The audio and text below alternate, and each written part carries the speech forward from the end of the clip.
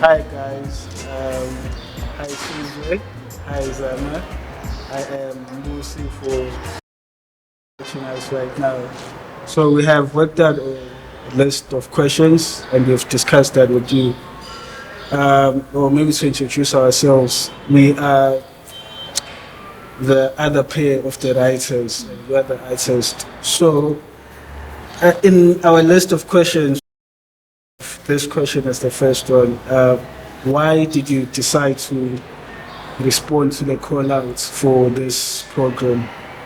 Um, so I was trying to see if KZN will be willing to sort of engage with my art, because Natal as a whole is quite a traditional and conservative province. So I was just like sort of, just throwing it in there. But luckily for me, I was accepted because because I've been to Joburg, I've been to Cape Town, and I initially thought they would accept such work, but unfortunately the case. So I was just hoping, for like a dialogue, and things happen the way that that they happen. So I was lucky in that sort of sense. Yeah. So how are you feeling right now? Exhausted. Oh my god, I'm so exhausted, but I'm happy at the opening, the amount of people that came, to support us, and just also to have my family as well, because it's the first time they've ever been to my exhibition, so I was really happy to see them and family. So I was just happy. Yeah. And with the exhaustion, are you able to identify the elements that compose your current state of being exhausted? Stuff that's linked to the work that you produced. Uh, rephrase that. Pardon? Can you please rephrase that? You mentioned that you're exhausted, and I'm gonna infer that it has to do with the type of work that you made. Yeah. Are you able to identify the stuff that did right now after I mean, producing this level of work? yeah. I mean, it's like a release. It's like I was just like regurgitating everything that was inside.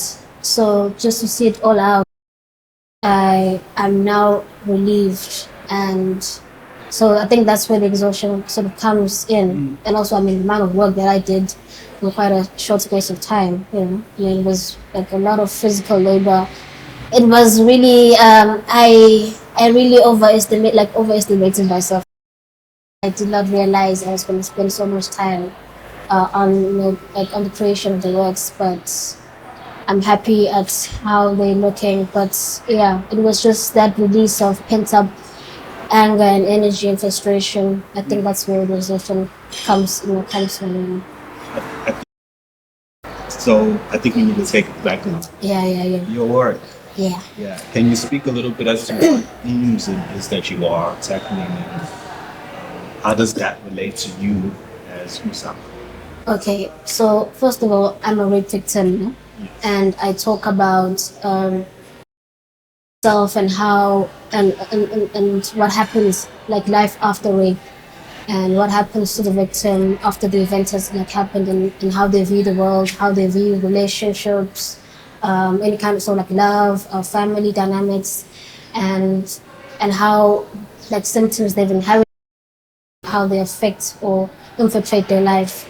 So symptoms, I mean, your anger, your suicidal thoughts, your depression, your addictions that come along. So essentially, that's what my work is mainly about. And sometimes I tackle sort of so sometimes I make a series or body of work where I sort of solely talk about me sort of venting my frustration and wanting to kill men in this utopia I've created without feeling or suffering the consequences of of the real world, and sort of reveling in that energy in that world. Or sometimes I solely talk about intoxicating lovers and how sort of yeah, and how I view men in relationships. And sort of, and I also talk about work, how I sort of, like my journey, engage, and talking about my sort of depression and frustrations about that. So like it differs, but with this body of work, I was just sort of like, it was mainly a reflection of this body of work. I was just looking at the system and the economical system in South Africa, and also looking abroad at what's happening to women and how women are affected by that, and how I'm also affected by that, and sort of saying that there is no change. Basically, my response as a way to just vent and just to find some solace, and also just to create a community and sort of help other women, like you're not alone, Joe. I mean, I'm also feeling like this. I'm pretty sure you're also feeling like that. Yeah. In fact, I feel like I forgot the question. No, no, Okay. Yeah. I feel like I'm wrong. With you went to school for art, so you were taught about color theory and all the other formal stuff that you get at an academic institution. The colors that you use, are they influenced by other things beyond what you were taught at the academic institutions, or it's how you understand color as a student in a university? So I mean, I didn't really follow the rubric that we were given in uni. Didn't like it. It felt too boxed. I was like, I'm not gonna do this. I related very much to anime, Okay. and a lot of Japanese artists and how they use color. Was more like pop art, but more like sort of like these rich, vibrant colors. Anime, you can see how like they can talk about serious issues, but they sort of dilute that with color, and that's how they attract some of the viewer. In uni, it's like more like classical work. You have to follow the rubric. I'm like, that's not, It's not the way. Yeah, I mean, it was nice, but yeah, it was too toxic. Before I pass it to Caesar, earlier as we were getting ready for these shoots, you commented on the use of these two colors, the colors that your statement, the panel and the text. What draws you to purple, and is this purple? I'm not sure what colors I mean, it is. it's a blue shade and pink. It's pink. It's pink. It's bright pink. And so, what draws you to these colors? Because there's also a lot of purple in the work. Are you able to express that, or you, as a person, as an outsider, would have to be around you while you are working to maybe get a sense of what these colors are communicating, or is it something you can articulate in a setting like this one? So pink for me is very nostalgic. It reminds me of my youth. So it's a very personal color, and it's a color that made me feel a bit safe before I found out about how harsh the world was, and how it is to women. And I mean, I used to be a huge fan of Barbie and Barbie. And pink, until I found out that I was raped. And when I found out, I started wearing all these somber, dark colors or mature colors like the reds or purples. Did you say mature colors? Yeah, like the reds and purples. They are mature colors and young colors. I mean, red is kind of like a mature color, I didn't know. I mean, it is for. This is more like, learning along with the audience. No, it is. Like it is for a woman, and I was trying to feel older, but and I was trying to also feel like safe in that color, but it just made me more angry, and I just hated it. My university, like friends at that time, he painted one of his works with this bright candy pink, and I instantly cried. Obviously inside, I didn't cry outside, and it reminded me of my youth, and I loved how free his painting was. I used to be a fan of pink. What happened? And ever since that day, I had wanted to paint my figure pink because I don't because I didn't want to paint myself like my skin color, because this is a universal topic, Yes. and like I didn't want to make it strictly black. People should resonate. People should know that. Human. Yeah, well, they should know that it's about all of us. So that's where the color came about. Yeah. In your work, you deal with a lot of topics that, in a climate like KZN, it can get very contentious, particularly around feminist issues or issues around rape, after effects of that. How has it been sort of navigating that as an artist? I mean, it has been challenging. Yeah, I mean, things change that. That's one thing I feel like as a female artist you need to accept about this dialogue of rape. Not only in South Africa but all over. It's not only KZN. You can never change that. I think we just need to find your own path. But I mean, like, I'm amazed that I made this body of work. This work came about here in KZN, and there was some love for it. But there are challenges. I mean, I cannot deny those challenges. When you work, do you set out to challenge people? Do you set out to like I'm because it can, for example, you were adverts and I guess circumstance brought you back here. Yeah.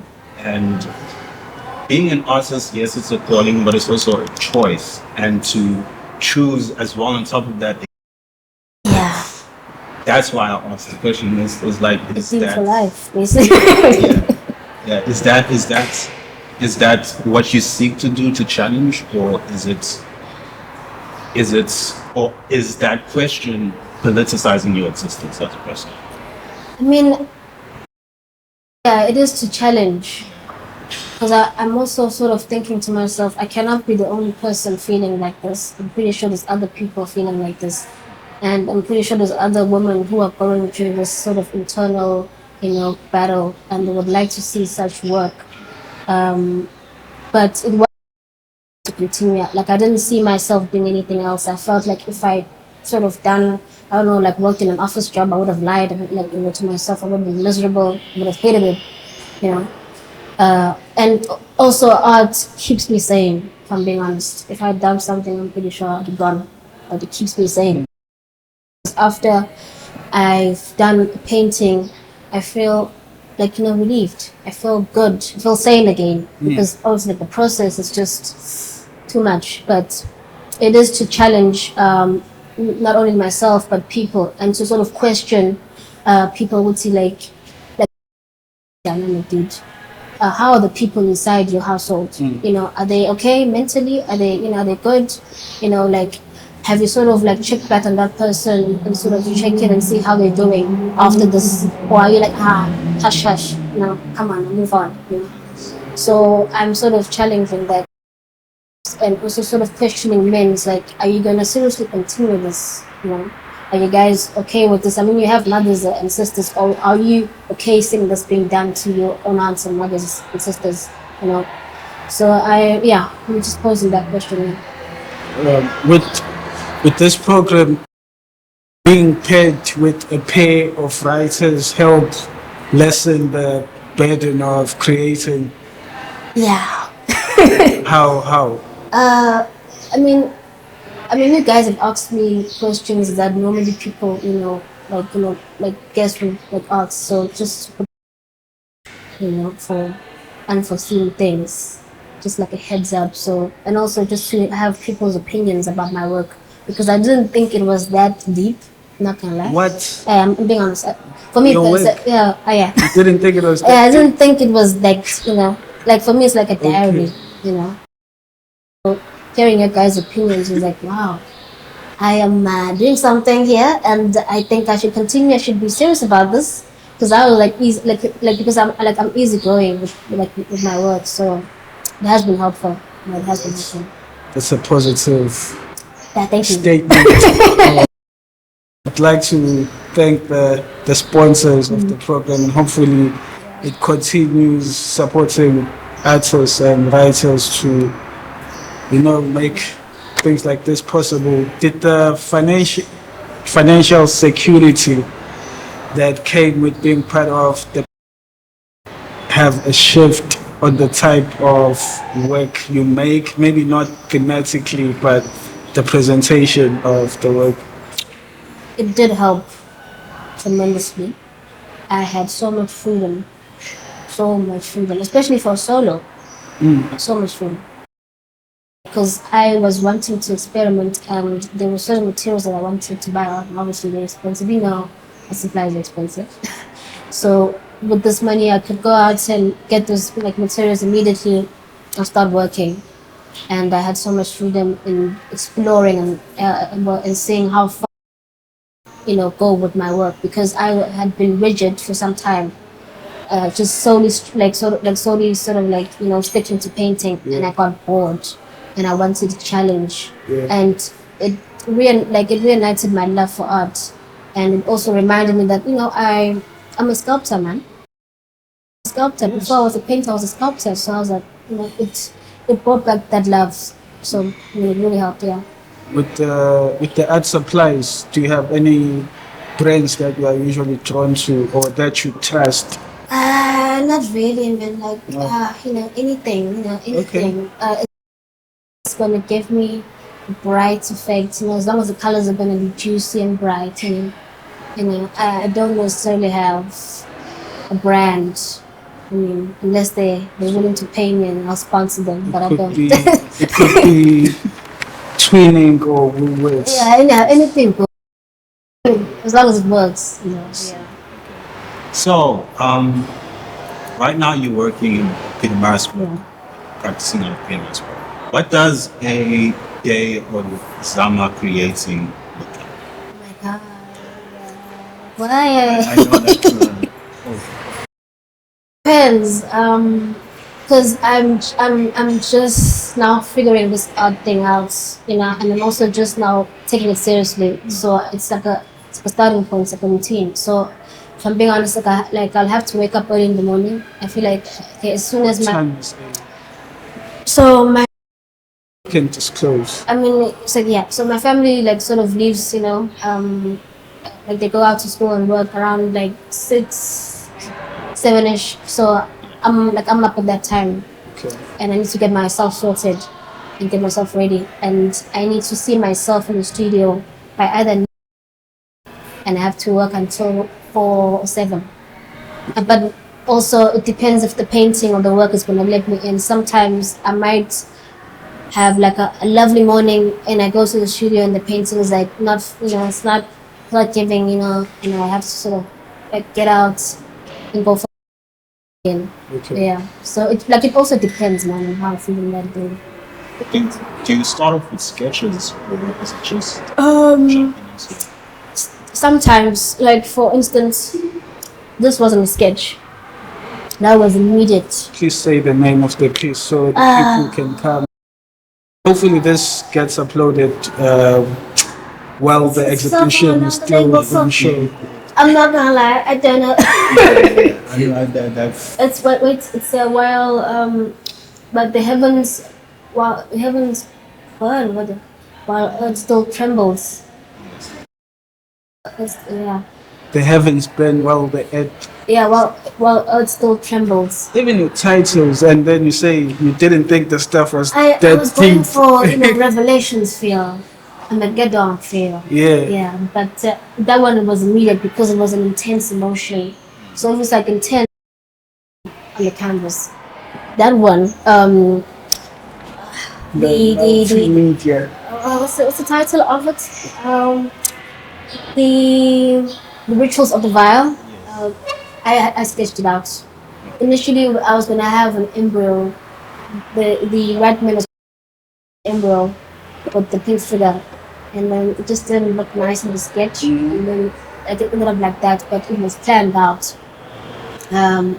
But most of them was just the ideas. the idea just came. Do you, when you start working on a piece, do you feel like you have to fit and then move to another piece, or can you work on multiple pieces at once? Yeah. And then I said earlier that, like I talked about my morning routine, right? Yes. And I said a painting might not let me in, and I have to go for a walk because the emotions are too intense. And if that's the case, which had happened a lot, I would go and do like other works. Like I'll go on the pad or do the sculpture and then sort of go on a different painting or go to it. But yeah, I was working on them simultaneously. Yeah. So, in your an interesting cast of characters, Yeah. group features. Can we get into that as to how they come along as the process? Okay, so all of these hybrid creatures, they represent people in real life. So the picture of me, and she's constant character, and she can be also other women that relate to her. But she is someone who can be easily used, and she doesn't know, what's happening. She's still a bit vulnerable and pure to the world. And then we have the red figures, which representation of men and men in power, and how they can be like felt as a constant plague to women, and they are sort of reveling in the pink figure's pain, and they don't care that much. Whatever bad happens, like they're good. And then we have the and or Zimzim, the cannibalist, and she's the most, in my opinion, the most evil creature here. She represents real women in real life. She represents? Like she represents real women. Oh, okay. Yeah, in our communities, like your moms, your aunties, people that continue the of women's struggle and women. Yeah, but I hate that with passion. Come on, now. Like I'm human. I feel too. Yeah, not at all. So the more sort of challenging the ideas of like a strong. Yeah, yeah. I hate that. Because I mean, like people expect you to not feel anything. They expect you to sort of bear with it. I'm like, no, how you know? No. And she is someone that is like, if this happened to me, then we must go through it. It's the norm. It's the norm. And she doesn't mind seeing the pink figure like in like compromising situation, and like she's always laughing or in like background, and just looking. And then you have the poor peacock, and she is a character that represents addictions that come after rape. So sexual addictions, alcoholism, drug use. He always tries to persuade the pink figure into living like a very sinful life, and she's always like happy, and she doesn't necessarily care about the after effects. So they're basically demons. Demons like about like in this sort of utopia, and the bees, they represent the essence of woman. I was looking particularly at the queen bee, how she can sort of lead a hive, I mean, she's independent and strong, but at the same time, the bee is also fragile. Bee, dies, but it also stings you. But yeah, I was just You can be hospitalized. It's a thing. yeah. I don't know that, but that yeah. But I was just sort of like highlighting that to women's like yes, you can be tough and stuff, but in the world we're living in, a world made by men for men, you're quite fragile. And there's, I mean, you can you can like leave a sting, but it might not be that that destructive and stuff. But yeah, most of these characters are sort of I mean, most of them are not the pink figure. They're just looking or acting or adding on to the pink figure's pain. I mean, the only character that is sort of trying to help is the memory child, which is the orange figure. She's like a younger version of me, and me before rape. Me, that's like, I mean, Zama, like you used to be like a lovely child. I go I mean, like you weren't just depressed, you weren't just like negative. I mean, we can still go back, And she's trying to remind the pink figure, but she's overwhelmed by that job. Because I mean, in certain, especially that painting, she's like overwhelmed by the scene, So yeah. The way I see it, it's kind of To me, that's the saddest of the figures, or at least the most jarring of them, because it's the only one trying to help. Yeah, Yet but it's the one that's the most helpless. And yeah, yeah, can't really do much, anything yeah. to change. So that highlights like the cycle of rape and the discussion about it. I mean, in my opinion, it was ridiculous for one to say, rape is gonna end. It's like racism. That's not gonna end. Come on, it's not gonna end. There's only so much you can do about it. I mean, if it does, you can just that things go well after that. And if you haven't been raped, you just pray that it doesn't happen to you, but it will never end. I mean, in the Bible itself, it has documented rape. I mean, rape has been here for centuries. It's it's what has built empires. Empires have been built by rape. So it is kind of sad and that's going to stop. Unfortunately, it's not. Yeah. And what's up with that figure? Oh, That piece. What's the name? And how involved were you in the curatorial direction? of the pad. Yeah. What's the what was the name of that pad? Let's 'Cause it's like let's pour one for the pad. Let's pour Yeah. that. No. It's born. And there's an inscription there. Yeah. Cupcake. Yeah, cupcake. Yeah. I was just sort of like, poking at the president and the government and like, dude, pads are expensive. But alcohol is almost the equivalent of pads or even cheaper. You can go to Checkers or Pick and Pay liquor store of wine or whatnot for like 30 rands, 18 depends, or like black label for the same price as a pad, or even like less. So I was sort of questioning like why, like is something that women need monthly like the same as so like alcohol is a drug basically. Why is it the same? Like why aren't you prioritizing us? I mean, like ever. So I was just sort of questioning that and say like, are we that like not important like in our society to not even consider us like as little as like getting like the pad like more like to be cheap or even be free. But I was definitely involved in the curation of it. I had even told them that I wanted like that, and I'm happy that they were able to sort of make it stand up like that because it was going to be yeah. And Yeah, I remember when it got first put up. Yeah. Like I thought it was an angel. It Really? was an angel. Yeah, because of the way. Oh, strings with were the wings. And it turned out to be the president. So my final as a contributor to this wonderful recording is your use of words. Because sometimes you use them as part of the same piece as the painted work, and use words on their own as pieces of your thinking. Like, what's your relationship to words, and what power do you feel they have, and what do they bring? Your work and your practice and how you choose to express your ideas and thoughts. Okay.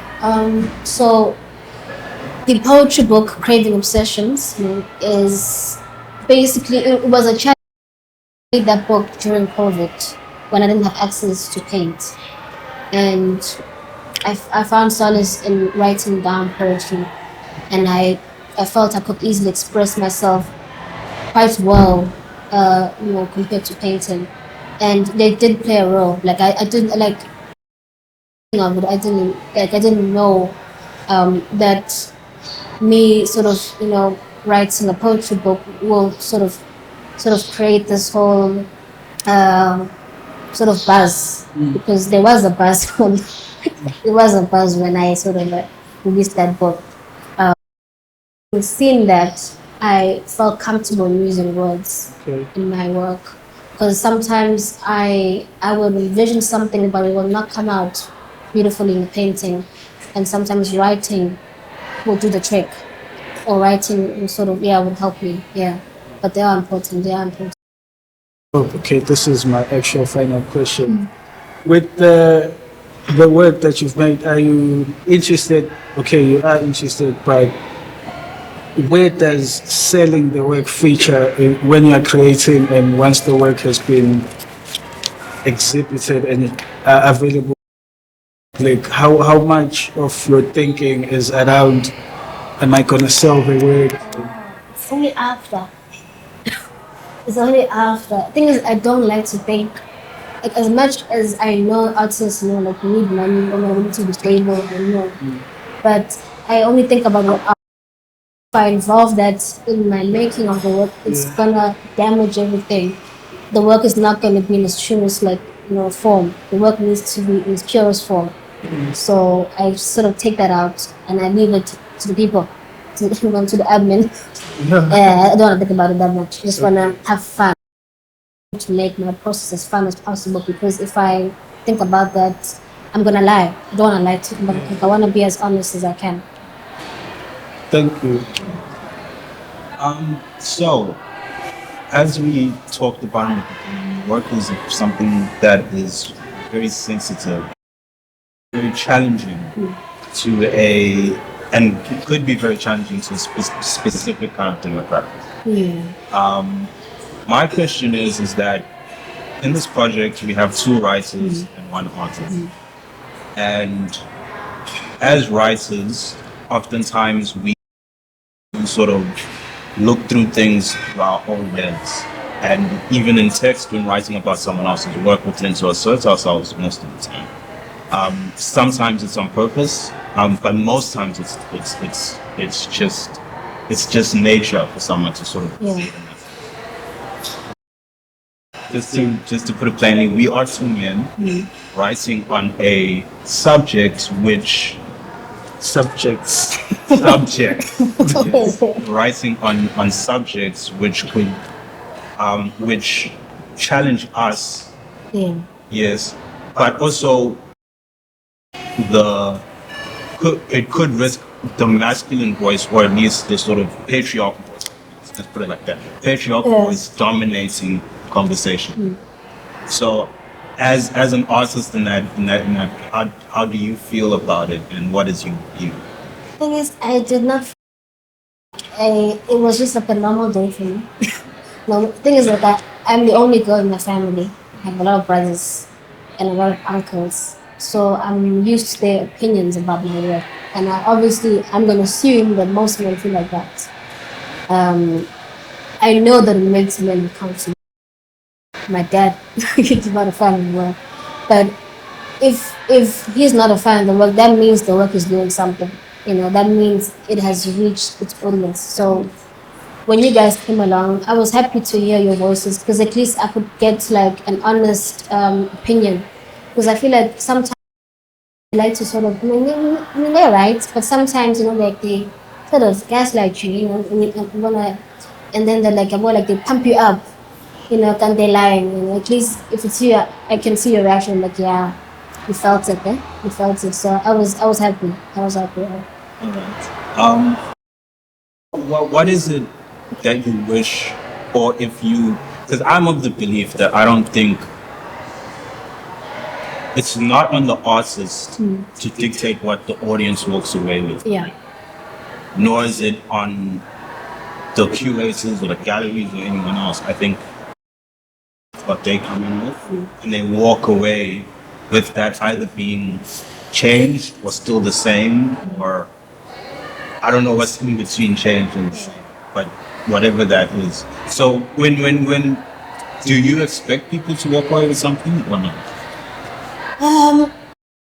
So that depends on the mental state of one, but I want to sort of make people aware of what happens to people after rape, not rape itself, because we've heard so much dialogue about rape, but what happens to the person after rape.